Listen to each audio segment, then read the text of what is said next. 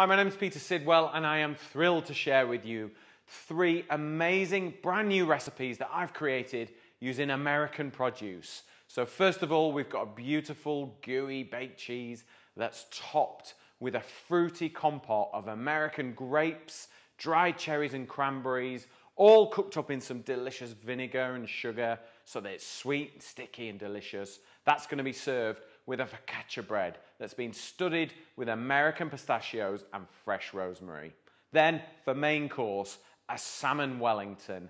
Alaskan salmon, of course, and that's going to have a filling of Florida grapefruit, fennel and USA wild rice, all bound together in some buttery puff pastry. It will be delicious. And then to finish off, my twist on a pecan pie. It's not just got pecans in it. It's got pecans, walnuts, dates, prunes, all bound together in a lovely caramel flavouring, and then going to be served up with an American pale ale rippled vanilla ice cream. It's going to be delicious.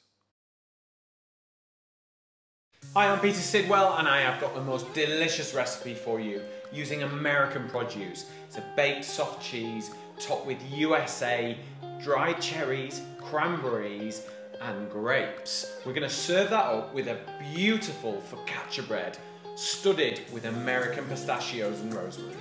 First of all, to make this recipe, you need to add the sugar into a non-stick pan. Then glug in the red wine vinegar and this will make a lovely tart syrup. Drop the USA grapes straight into that. Pour in the dried USA cherries as well as the dried cranberries. Let the whole pan simmer, bubble away, the liquid can reduce by half, and that will create the most incredible fruity compote. For the baked cheese, we're going to be serving it with a focaccia bread. It's a simple dough. Go to the website, find the recipe and make this amazing dough. So once it's all proved, drizzle a little olive oil onto the worktop and scoop that dough out. Fold it and create some delicious air pockets in the dough. Then transfer it to a non-stick baking tray.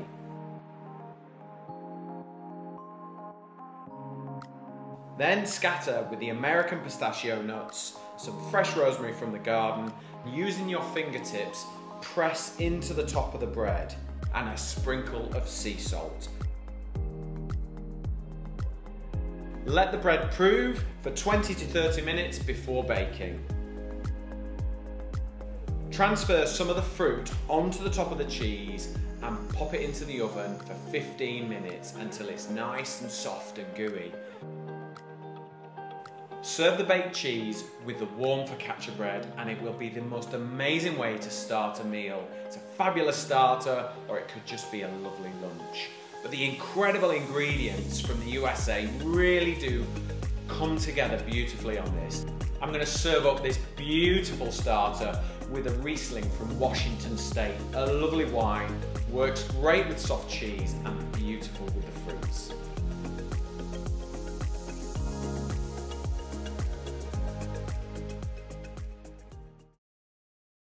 Hi, my name is Peter Sidwell and I am super excited to be bringing you this brand new recipe.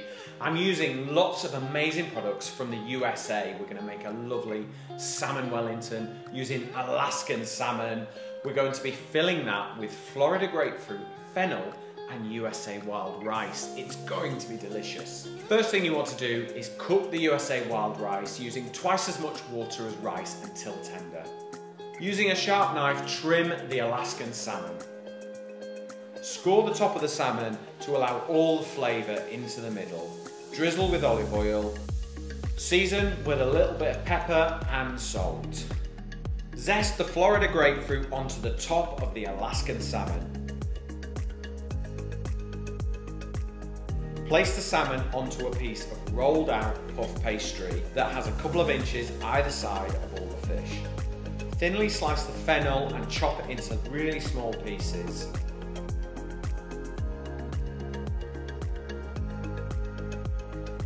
Cut the segments out of the Florida grapefruit into small pieces and add to the chopped fennel. Cut the apples into matchsticks and add to the fennel and Florida grapefruit. Finely chop the parsley, add to the ingredients, and then add the USA wild rice. Mix it all together and take 3 to 4 spoonfuls and place it on top of the Alaskan salmon fillets.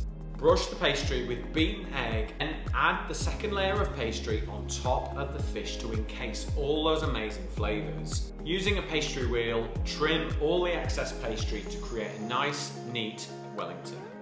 Brush the outside of the Wellington with the remaining beaten egg and bake in the oven for 35 to 40 minutes at 170 degrees fan. Once the Wellington's cooked, remove from the oven and leave it to rest for 5 to 10 minutes before cutting open.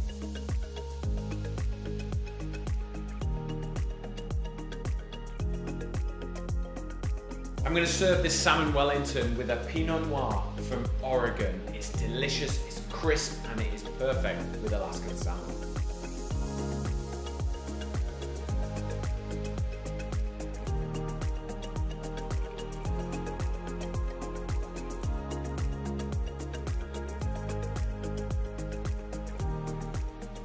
My name's Peter Sidwell and I have got the most amazing twist on a pecan pie. I'm using lots of amazing American ingredients with this one. We're going to be using maple syrup, we're going to be using pecans, walnuts, dates and prunes, all finished off with the most amazing American pale ale. And here's how I do it. Cream the butter and sugar until light and fluffy, then pour in the maple syrup. Add the golden syrup and continue to whisk. Crack the eggs in one at a time and carry on whisking until pale, smooth and fluffy. Add in the American dates, California prunes, California walnuts and pecans. Using a wooden spoon, stir together.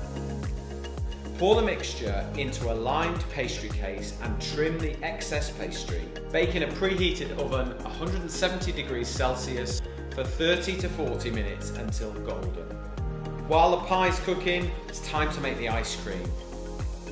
Add the sugar and the beer into a large pan and boil to a dark golden syrup. Take some vanilla ice cream out of the freezer and pour that golden syrup over the top and swirl it all around. Put it back in the freezer and serve it up when your pecan pie is ready. For this recipe, I'm going to serve a Shipyard Pale Ale from Maine. It's exactly the same beer that I used to make the ice cream.